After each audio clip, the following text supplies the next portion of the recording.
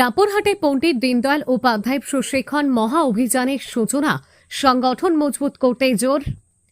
বীরভূম জেলার রামপুরহাট শহরের বাসস্ট্যান্ড সংলগ্ন একটি বেসরকারি অনুষ্ঠান ভবনে আনুষ্ঠানিকভাবে শুরু হল পণ্ডিত দীনদয়াল উপাধ্যায় প্রশিক্ষণ মহা অভিযান। সংগঠনের কর্মীদের দক্ষতা বৃদ্ধি এবং ভবিষ্যৎ কর্মসূচিকে আরও সুসংহত করতেই এই প্রশিক্ষণ শিবিরের আয়োজন করা হয়েছে। অনুষ্ঠানে উপস্থিত ছিলেন বীরভূম সাংগঠনিক জেলা সভাপতি উদয় শঙ্কর ব্যানার্জি, রামপুরহাট শহর সভাপতি অর্পণ নাগ, অমৃতলাল ঘোষ, শুভাশিস চৌধুরী সহ দলের বিভিন্ন স্তরের নেতৃত্ব ও পদাধিকারীরা। ফিতে কেটে শিবিরের আনুষ্ঠানিক উদ্বোধন করা হয়। এদিন ভারত মাতা সহ বিশিষ্ট মনীষীদের প্রতিকৃতিতে পুষ্পার্ঘ্য অর্পণের মাধ্যমে অনুষ্ঠানের সূচনা হয়।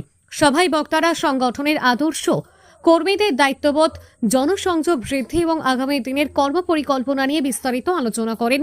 নেতৃত্বের পক্ষ থেকে জানানো হয়, এই প্রশিক্ষণ কর্মসূচির মূল লক্ষ্য হল কর্মীদের সাংগঠনিক দক্ষতা বৃদ্ধি, সাধারণ মানুষের সঙ্গে আরও নিবিড় সম্পর্ক গড়ে তোলা এবং দলের নীতি ও আদর্শকে মানুষের কাছে কার্যকরভাবে পৌঁছে দেওয়া। বক্তাদের বক্তব্যে স্পষ্ট হয়, শৃঙ্খলাবদ্ধ ও প্রশিক্ষিত কর্মী বাহিনী একটি শক্তিশালী সংগঠনের প্রধান ভিত্তি।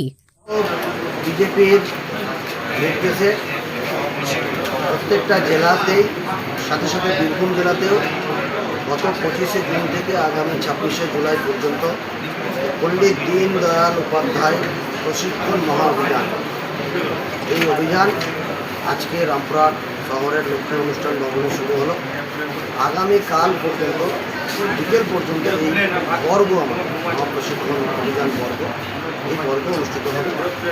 পার্টির বিভিন্ন ধরনের ক্লাস, পার্টির বিভিন্ন ধরনের পার্টি আগামী দিনে চলবে, কীভাবে পার্টির কার্যকর্তাদের স্বভাব আচরণ হওয়া উচিত, এই ধরনের আমাদের ক্লাস বিভিন্ন বক্তা জেলাতে আছেন, ওনারা আসবেন টাইম টু টাইম, এইভাবে শিডিউল আছে, এইভাবে ওনারা যারা প্রশিক্ষণ যারা আছেন প্রশিক্ষিত করেন।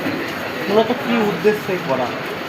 উদ্দেশ্য একটাই, পার্টিটা সাংগঠনিক দল ভারতীয় জনতা পার্টি, আর ভারতীয় জনতা পার্টি আঞ্চলিক দল নয়, সর্বভারতীয় সর্ববৃহৎ রাজনৈতিক দল।